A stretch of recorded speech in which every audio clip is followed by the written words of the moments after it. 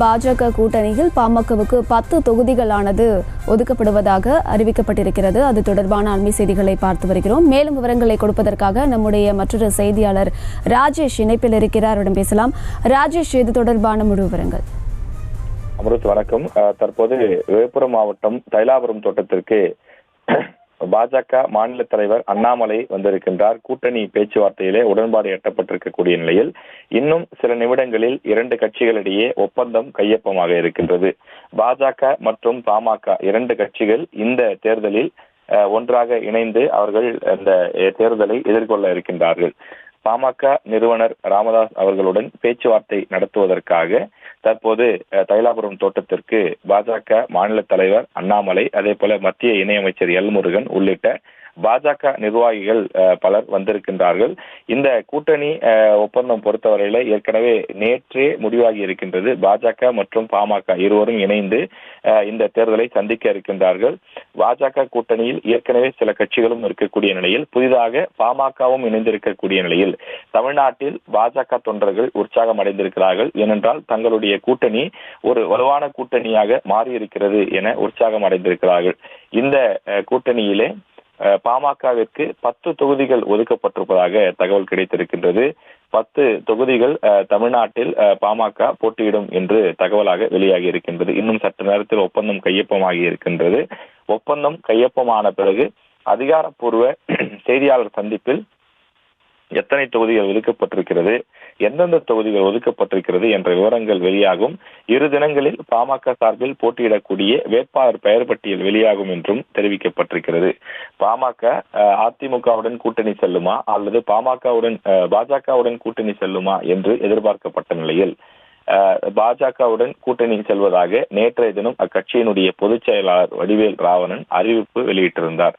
எனவே அதனைத் தொடர்ந்து 2 கட்சிகளும் கூட்டணி அமைப்பது உறுதியானது. நேற்றைய தினம் கோவைக்கு வந்திருந்த பிரதமர் நரேந்திர மோடி அவர்களை வரவேற்பதற்காகவும் அவர் கலந்து கொண்ட அந்த பிரச்சார வாகன பேரணியில் கலந்து கொண்ட காரணத்தாலும் நேற்றைய தினமே வர முடியாத சூழல் இருந்ததாகவும் அதனால் இன்று அதிகாலையே வந்திருப்பதாகவும் பாஜக தலைவர்கள் குறிப்பிட்டிருக்கிறார்கள்.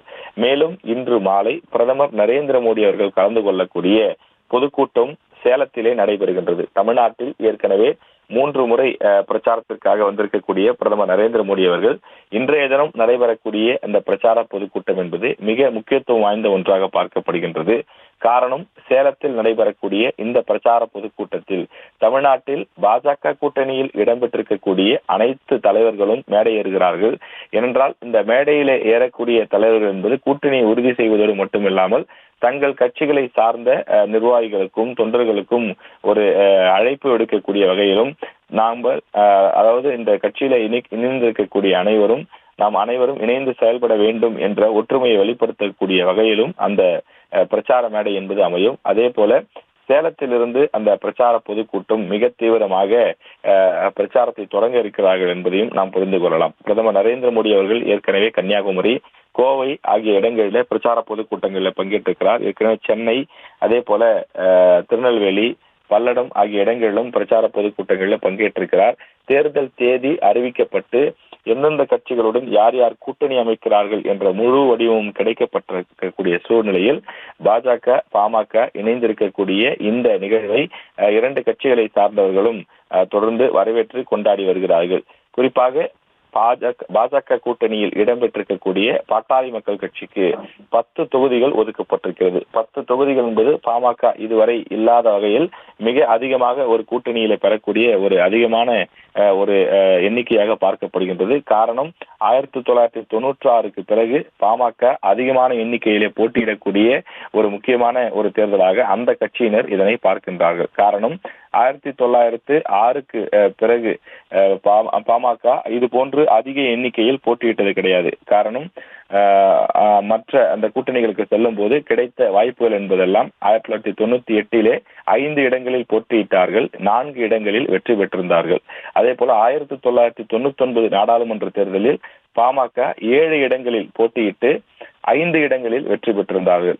2004ஆம் ஆண்டு திமுக கூட்டணியில இடம்பெற்று 5 இடங்களிலே போட்டியிட்ட பாமக 5 இடங்களிலுமே வெற்றி பெற்றிருந்தார்கள். அப்போதுதான் 2 எம்பிக்களும் கிடைக்கப்பெற்று அந்த கட்சி வலுவான ஒரு காலகட்டமாக இருந்து வந்தது. அதன் பிறகு 2009 காலகட்டத்திலே நாடாளுமன்ற தேர்தல் நடைபெற்ற போது பாட்டாளி மக்கள் கட்சிக்கு 6 இடங்கள் கொடுக்கப்பட்டது. அப்போது 6 இடங்களிலுமே அவர்கள் தோல்வியை தழுவியிருந்தார்கள். அதனைத் தொடர்ந்து 2014 தான் மும்முனை போட்டி தமிழ்நாட்டில் நிலவியது. 2014ஆம் ஆண்டை பொறுத்தவரையில் திமுக தலைமையிலான ஒரு கூட்டணியும் காங்கிரஸ் தலைமையிலே மற்றொரு கூட்டணி, அதாவது காங்கிரஸ் 2 கம்யூனிஸ்ட் கட்சிகள் சேர்ந்து தனியாக கூட்டணியை சந்தித்தார்கள். அதே போல பாஜக தலைமையிலே தமிழ்நாட்டில் தேமுதிக, மதிமுக, பாமக ஆகிய 4 கட்சிகள் இணைந்து ஒரு கூட்டணியை அமைத்திருந்தார்கள். கிட்டத்தட்ட 15% அளவிற்கு வாக்குகளையும் அப்போது பெற்றிருந்தார்கள். அதாவது 2014ஆம் ஆண்டு. அப்போது பாட்டாளி மக்கள் கட்சிக்கு பாஜக கூட்டணியில் 8 தொகுதிகள் ஒதுக்கப்பட்டிருந்தது. அதில் ஒரே ஒரு தொகுதியில் மட்டும் வெற்றி கிடைத்திருந்தது. அதாவது அக்கட்சியினுடைய தலைவராக தற்போது இருக்கக்கூடிய அன்புமணி ராமதாஸ் தர்மபுரி நாடாளுமன்ற தொகுதியிலே போட்டியிட்டிருந்தார். சுமார் 77,000 வாக்குகள் வித்தியாசத்திலே அவர் வெற்றி பெற்றிருந்தார். 2014 பொறுத்தவரையிலே அது அதிமுகவினுடைய குறிப்பாக முன்னாள் முதல்வர் ஜெயலலிதா அவர்களுடைய அலை, மோடி அலை என்று எப்படி குறிப்பிடுகிறார்களோ அதுபோல ஜெயலலிதா அவர்களுடைய அலை என்றே குறிப்பிடலாம். அந்த அளவிற்கு கண்ணுக்கு எட்டிய தூரம் வரை எதிரிகளையே காணோம் என்று அவர் சூழலிக்கக்கூடிய வகையிலே ஒரு அதிமுகவிற்கு ஒரு மிகப்பெரிய வெற்றியை தேடித்தந்த ஒரு ஆண்டாக 2014 இருந்தது. அந்த 2014 39 தொகுதிகளில் 37 தொகுதிகளில் அதிமுக வெற்றி பெற்றிருந்தது. அப்போது கன்னியாகுமரியில் பொன்னார் அவர்களும் அதே போல தர்மபுரியில் அன்புமணி ராமதாஸ் அவர்களும் வெற்றி பெற்றிருந்தார்கள். எனவே அதே போன்றதொரு கூட்டணியை தற்போது பாஜக கட்டியமைத்திருக்கின்றது. அதாவது பாஜக மற்றும் பாமக ஆகிய 2 கட்சிகள் இங்கே இணைந்திருக்கின்றன. அப்போது கூட்டணியில் இருந்த மதிமுக தற்போது திமுகவில் இருக்கின்றது. தேமுதிக தற்போது அதிமுக கூட்டணியிலே இருக்கின்றது. 2014 பொறுத்தவரையிலே பாமகவிற்கு 8 இடங்கள் மட்டுமே கொடுக்கப்பட்ட நிலையில் தற்போது 10 இடங்கள், அதாவது 2 இடங்கள் கூடுதலாக பாமக பெற்றிருப்பது அக்கட்சியினருக்கு உற்சாகத்தை கொடுத்திருக்கிறது. ஏனென்றால் பாமக இதுவரை நாடாளுமன்ற தேர்தல் வரலாற்றில் இல்லாத வகையில் 10 தொகுதிகளை கேட்டு பெற்றிருக்கிறது. ஏற்கனவே 1996 15 இடங்களில் போட்டியிட்டிருந்தாலும் கூட அப்போது வலுவான கூட்டணி என்று சொல்ல முடியாது. ஏறக்குறைய தனித்து களமிறங்கியதாகத்தான் அப்போது கருதப்பட்டது. அதன் பிறகு 1998ஆம் ஆண்டிலிருந்து 2019 நாடாளுமன்ற தேர்தல் வரையிலே பாமக அதிகபட்சம் 7 அல்லது 8 தொகுதிகளில் மட்டுமே போட்டியிட்டு இருக்கின்றது. முதல் முறையாக கூட்டணியில் 10 தொகுதிகளை பெற்று அந்த கட்சி தங்களுடைய வேட்பாளர்களை நிறுத்த இருப்பது அந்த கட்சி நிர்வாகிகளுக்கும் பாமகவினுடைய தொண்டர்களுக்கும் உற்சாகத்தை ஏற்படுத்தியிருக்கிறது. அதே போல பாஜகவை பொறுத்தவரையிலே தமிழ்நாட்டில் இந்த முறை கட்டாயம் வெற்றி பெற வேண்டும், தமிழ்நாட்டில் சில தொகுதிகளிலே நாங்கள் வெற்றி பெற வேண்டும் என்று பாஜக தலைவர்கள் தொடர்ந்து பல முயற்சிகளை மேற்கொண்டு வருகிறார்கள்.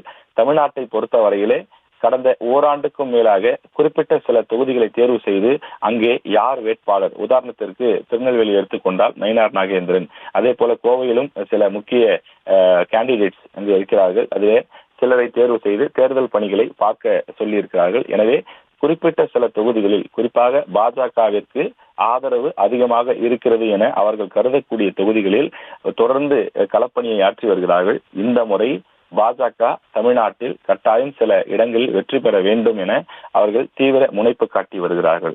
அதற்காக ஒரு வலுவான கூட்டணியை அமைப்பதற்காக தொடர்ந்து பல கட்சிகளுடன் பேச்சுவார்த்தை நடத்தி வந்தார்கள்.